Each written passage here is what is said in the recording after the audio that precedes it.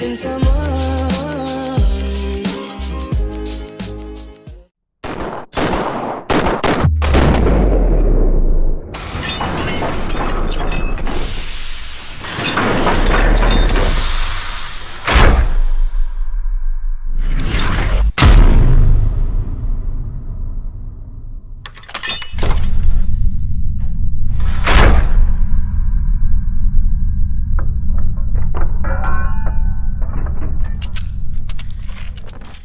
Hey, this is Bond Diesel, and I am going to bring you the first episode of a new series I'm going to ride out as long as I can, called Specialization Speculation.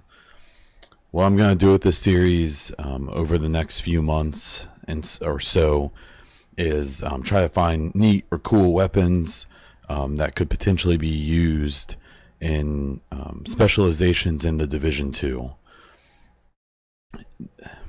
The first three we have are a grenade launcher, a crossbow, and a sniper rifle. And I kind of want to do a deep dive into a bunch of other weapons that we could potentially see. I don't know if we're going to have more than three when the game releases, but I'm highly suspicious or highly guessing that we will get more specializations in updates and content releases and in new years and new seasons for the game. So, to get started on the first one, the first specialization I think we may get, or concept of one, I'm going to call the Suppressor. Now, what you may notice, and what I realize may be confusing about this, is this class that actually doesn't use a suppressor on its gun, but bear with me here. So the gun, it's the HCAR. It is a modern variant of the World War II BAR, and the HCAR is made by a company called Ohio Ordnance Works. What this essentially is a lightened and modernized BAR. It has multiple features, such as being able to take modern attachments. It's drilled out and lightened significantly from an original BAR, which this company actually makes a replica of.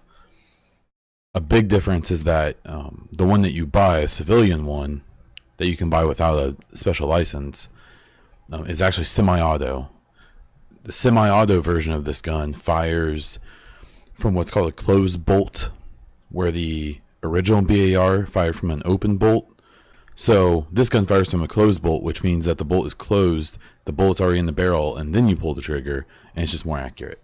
It's a big difference between it and the actual original BAR. This gun, it typically carries a 30-round magazine, but in theory you could have a special smaller magazine or even a somewhat larger one. It fires the 30-06 round. This round was also fired by the World War II M1 Garand, which many people are familiar with. It's typically used as a deer hunting round, or at least that's how I'm aware of it. And the first time you fire one, if it's off of a basic light rifle, you know that you fire the 30-06 that day because it kicks like a mule. It's also a very accurate round. There's a reason this was a very, very heavily used military round by the U.S. military, late World War I, early World War II, and through most of, if not all of World War II. One neat feature about it is that in the buttstock, between the gun and the buttstock, there's a small hydraulic system that's meant to take some of the recoil from this extremely large round, but also help with accuracy just a little bit, or help you keep your target within sight. And it features either a 16 or 20 inch barrel, which, you know, that little extra length, that's a relatively long barrel for this heavy, powerful round to keep it on.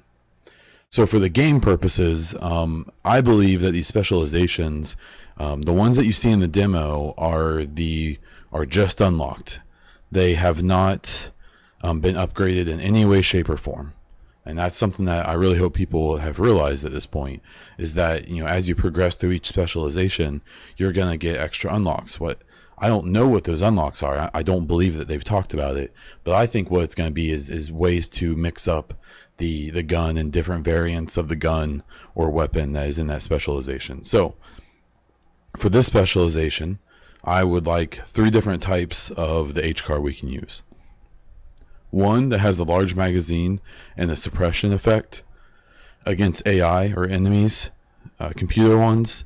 It would make them more likely to either be stunned if they're out and open, where it would shock them and maybe they would kneel down but not take cover so quickly. Or if they are in or near cover, it'll cause them to be stuck in the cover and not be able to come out. We currently see this system a little bit. Against other enemies in PvP, other humans, I would like it to cause a very slight suppression effect. Now, anyone who's played Battlefield knows the drama behind suppression, so I definitely wouldn't want it to be too awful, but I would like it to have some kind of effect like that, and I would like this HCAR to have a larger magazine, maybe 40 rounds. The next variant of the HCAR I'd like to see is an armor-piercing one. And what this would have would be similar to the 50 cal sniper rifle in the sharpshooter specialization, but obviously not do as much damage. That one typically one-shots all non-heavy enemies. That would be extremely imbalanced for this gun, but I would like to see a similar effect, kind of like with the big giant True Sun's heavy, where you can take out the grenade bag on their back through them.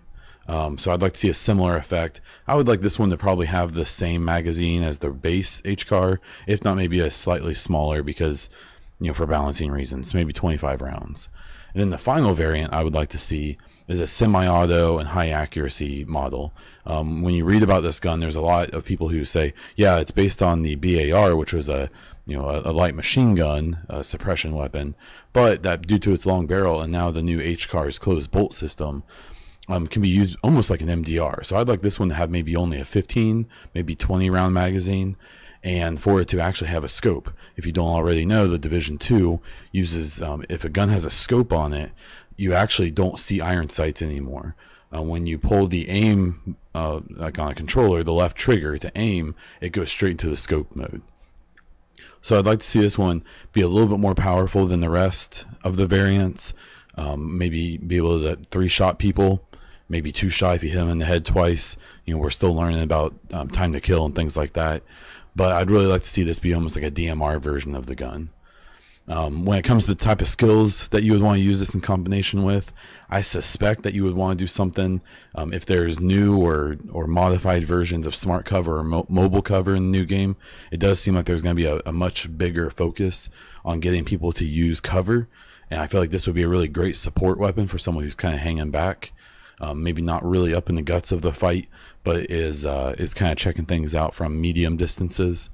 I feel like even something like a turret or the new drone would be another good one to protect you in medium to short range engagements, or to help cover your flanks if someone tries to get around you as you're supporting your team. For games that this has been seen in, the most notable one I can think of is Battlefield Hardline.